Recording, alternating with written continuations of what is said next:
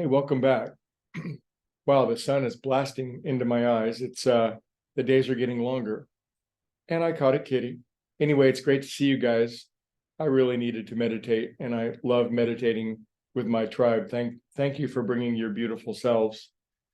The topic this week has been every problem has a solution, with sort of a sub-theme that all of our problems are movements of the mind.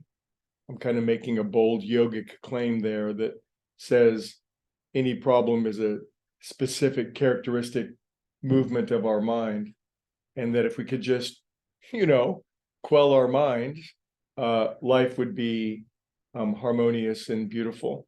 So after spewing that on you, I yesterday I had this wonderful project. I was going to go down and look at a drum kit in San Ramon, and got in my happy little car, and exciting project.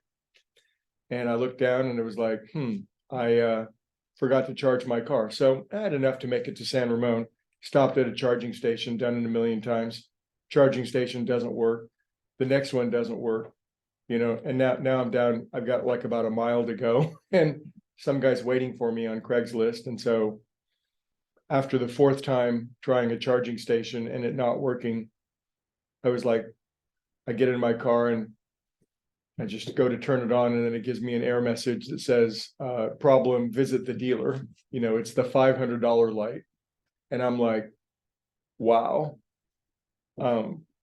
this problem is not my mind. This problem is the problem. Boy, did I ask for that one. Ever stepped on a rake before? Yeah. So anyway, I stepped on a big old rake, wham. And I was like, oh man. So yesterday was just like one problem after the next. It was one of those days. And this is what happens sometimes when I as a teacher and I come up with a spiritual theme. It's like I get to test it myself. I don't like it very much. Anyway, yogis have a name. Enough about me. The yogis have a name for movement of the mind. It's called chitta vritti. Isn't that a good name for movement of the mind? Chitta vritti. It sounds like it's that word that I can't say that starts with O. I cannot pronounce it.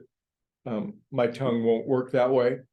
Amatama Peya or something like that. But it's chitta vritti is what yogis say the mind movement is. And it says that mind movement is the cause of all the trouble. And it says that Nirodha is the solution.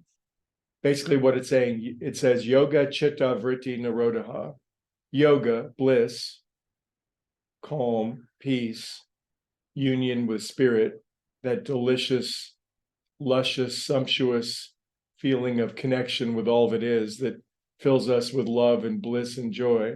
That yoga is when chitta vritti calms.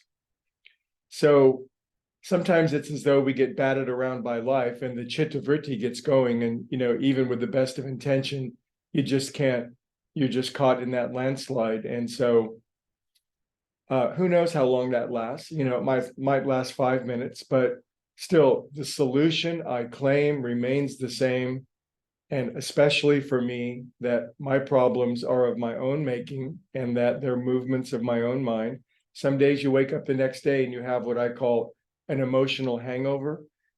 You guys are all, I don't know, have you ever had a hangover? Have you ever just overdone it and you wake up with a thumpy head? And that's a physical hangover, but there's something called an emotional hangover where, you just get banged around a bit, and maybe for a day or two, there's that reverberation, there's an emotional concussion, and yet it will settle.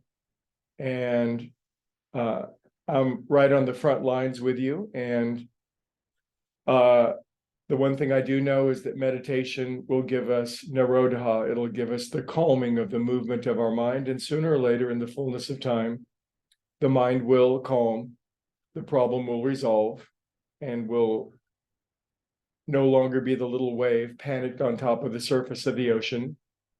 And we will return to our status as oceanic beings of limitless and inexhaustible love. So how do you like those apples? Anyway, that's my little story for today, and we'll talk about it again tomorrow. May you enjoy the calming of the wavelengths of your mind. Have a beautiful day.